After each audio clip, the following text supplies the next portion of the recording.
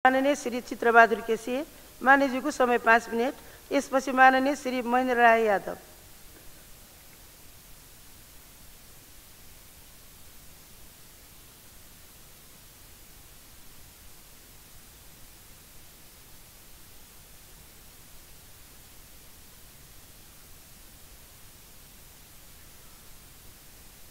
सम्माननीय सभामुख महोदय, गणतन्त्र प्राप्तिको 10 वर्षमा 10 जना प्रधानमन्त्री बनाउन हामी सफल भएका छौँ र दुनियाँलाई देखाएका छौँ कि नेपालमा कति अस्थिरता छ। त्यसकारणले अब हामीले 70 वर्ष लगाएर हामीले नयाँ संविधान, गणतान्त्रिक संविधान बनाएका छौँ। त्यो संविधानलाई संस्थागत गर्ने, गणतन्त्रलाई संस्थागत गर्ने, लोकतन्त्रलाई संस्थागत गर्ने कुरा अहिले पनि जटिल छ, समस्या छ। माघ गए फाउन गए खबरी नपाए भने जस्तो चैत गयो, वैशाख गयो, जेठ गयो, हामीले निर्वाचन असार 14 गतेलाई लैजान्छौँ।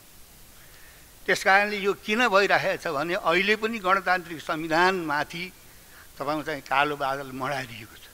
त्यसकारणले मध्य बर्खामा चुनाव गर्न हामी गइरहेका छौँ। त्यसकारणले शेरबहाजी नयाँ मान्छे हुनुहुन्न। योभन्दा पहिले 3 पटक हामीले उहाँलाई चाहिँ देखिसकेका छौँ, बेहोरिसकेका छौँ र यसपालि त झन् उहाँको लागि गम्भीर चाहिँ अप्ठ्यारो स्थिति पनि छ। 3 तहको चुनाव गराउनु छ। अब हामीले पनि हिजो चाहिँ अब स्थानीय ऐन चाहिँ संशोधन गर्यौँ, तर जसको लागि संशोधन गर्यो खुलेआम अब चुनावमा भाग लिन्न भनिरहनु भएको छ उहाँहरूले। त्यसकारणले अब उहाँहरूले प्रधानमन्त्रीको चुनाव हुन पर्यो, प्रधानमन्त्रीलाई भोट हाल्न पर्यो भने संविधान उहाँहरूले मान्नुहुन्छ। जब चाहिँ नि स्थानीय निकायको चुनाव गर्नुहुन्छ, संविधानको कुरा आउँछ, उहाँहरूले संविधान मान्दैन भन्नुहुन्छ। यो के हो? यो आश्चर्य। त्यसकारणले उहाँहरूले संविधान मान्नुहुन्न भने ती 3 जना प्रधानमन्त्रीलाई भोट हाल्न उहाँहरू कसरी आउनुभयो? संविधान नमानिकाल त त्यसो गर्दैन। अनि स्थानीय निकायको चुनाव गर्दाखेरि उहाँहरूले त्यस्तो कुरा आउँदाखेरि चाहिँ संविधान मान्दैन भन्नुहुन्छ। हामीले पनि संशोधनको विरोधको पछाडि स्थानीय निकायलाई तपाईँ चाहिँ कमजोर गराउने, गाउँपालिका नगरपालिकाका तपाईँ चाहिँ अध्यक्ष उपाध्यक्षहरूलाई राष्ट्रिय सभाका सदस्यलाई भोट हाल्न दिन हुने तिनीहरूको अधिकार कटौती गर्नुपर्छ भन्ने कुरा छ। अनि सीमाङ्कन गर्दाखेरि तपाईँ चाहिँ नि प्रदेशको पनि स्वीकृति चाहिने, त्यो हटाउनुपर्छ भन्ने संशोधन आइरहेको छ। त्यसकारणले संविधानमा, नयाँ आएको संविधानमा तपाईँ चाहिँ जुन खालको प्रावधान भएको छ, सङ्घीयताले तलैका स्थानीय निकायका जनतालाई बलियो गराउनुपर्छ, उनीहरूलाई पावर दिनुपर्छ भन्ने छ कि दिइसकेको पावर खोज्नुपर्छ भन्ने चाहिँ संशोधन आइरहेको छ। त्यसकारणले अब कुरा गरौँ भने चित्त फाट्ने।